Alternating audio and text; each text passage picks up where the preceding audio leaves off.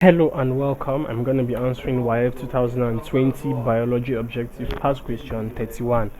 Now you have a diagram which is an illustration of an ecological instrument, and we're to use it to answer this question 31 and 32.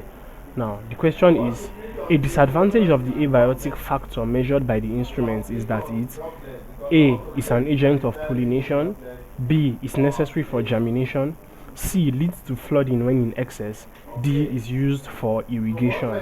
Now, the first thing we need to do is to identify this ecological instrument.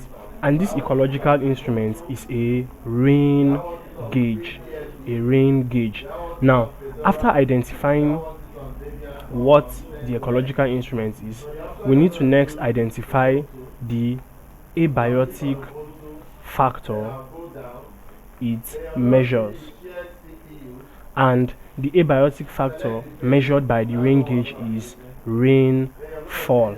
And of course, abiotic factor, just for clarity, abiotic factors refer to those non-living factors that affect an ecological system.